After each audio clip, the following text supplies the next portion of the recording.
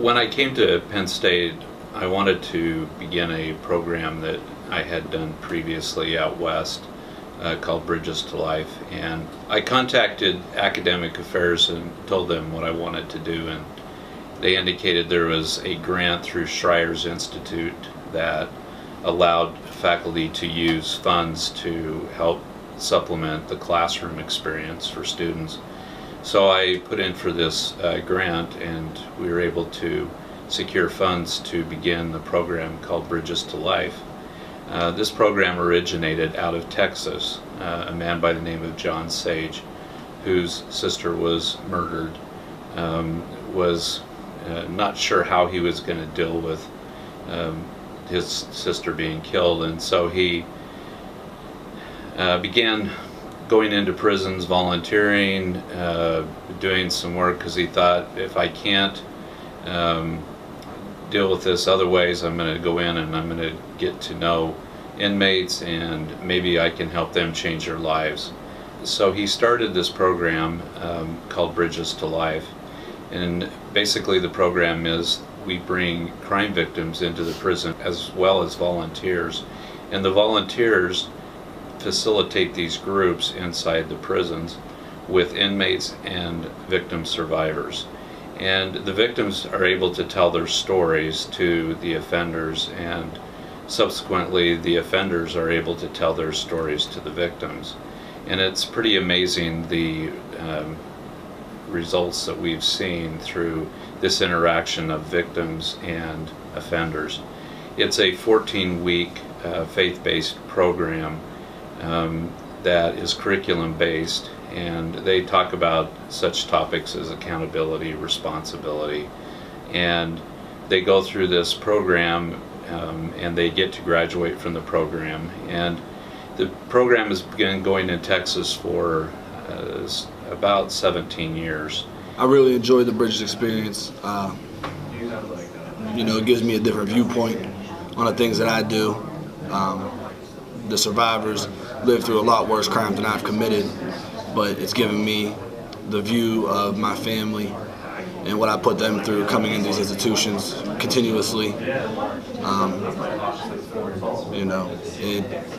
It's really an eye-opening experience. I really enjoy coming here.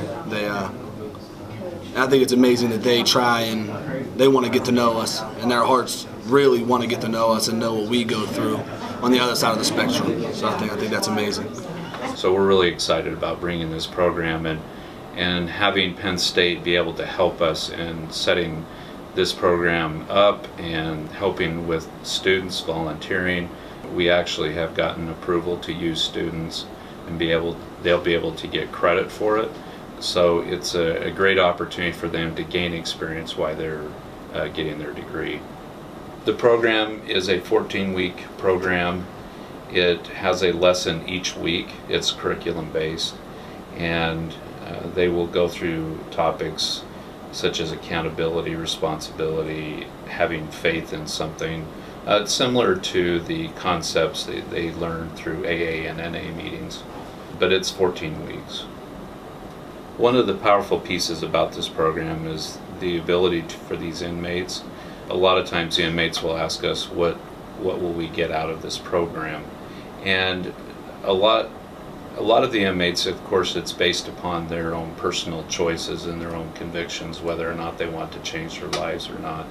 But by listening and hearing from other victims or from victims of crime, it kind of helps them, it actually helps them to understand how their behavior has impacted others.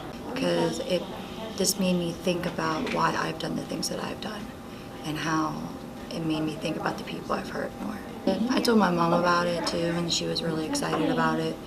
And I don't know, it just makes you take a deeper look at yourself and who you are and who you want to be. What I've gotten out of this program is how I affect other people with my actions. It really makes me look more inside myself and realize why I'm doing the things I do, how it affects everybody around me, and it's just a great insight into why we do what we do and why other people, get hurt by our actions. I tell everybody all the time that it's a great program. I let other people on the pod read the book. It's good. It's a good thing because it helps them to realize the wrongs that they do and realize how it affects other people. It's just something really great to acknowledge how you act and how it affects this community and society. It's a great program. It doesn't matter what the crime is, it doesn't matter the behavior. For example, a drug offender might be able to recognize that his drug problem is affecting not only society but also affecting his family. One of the powerful pieces about this program is that victims are involved with the offender. At the beginning, some victims are a little bit hesitant about coming in because, one, they were affected by offenders in their own lives and they're not sure what the benefit is for them to do it. But once they come in and they participate in the program and tell their story, they recognize that was a piece that was missing out of their story, was being able to tell the offender of how crime affected their life. Now, it's not their offender, it's just offenders in general. But just that ability to tell their story has a powerful impact on their ability to move forward. Many of them have said that after telling their story, they're able to move forward in their lives and be able to find that new chapter of their life. A lot of victim survivors don't like the term closure, and I don't think anything that we can ever do would necessarily bring closure, but it helps them to move forward and begin to create a new normal in their life. Makes me think of the victims more.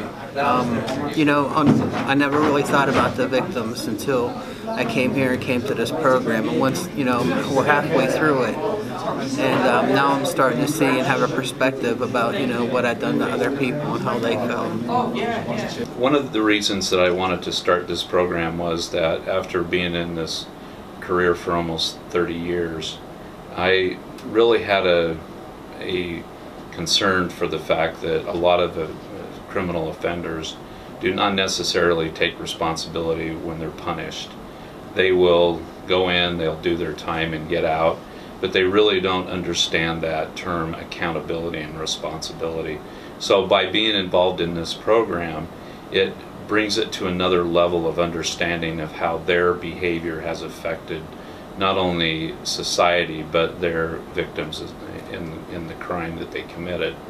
And by allowing those offenders to see that view of their crime, it oftentimes helps them to start making better personal choices, being more accountable for their behavior, and being able to take that responsibility to a new level and be able to start patterning their lives after being a productive member of society. So seeing it through the victim's eyes is very powerful. One of the victim survivors that was involved in this program, oftentimes people will ask, how does it, has there been any success stories or things that you've seen?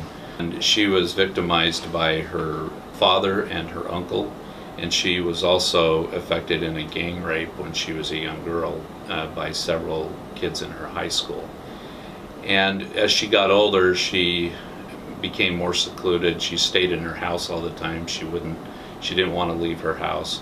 And her friend said to her, you know what, there's this program, it's called Bridges to Life, and it gives you an opportunity as a victim survivor to tell your story to inmates. And her first reaction was, I am not going to go into a prison and tell my story to inmates.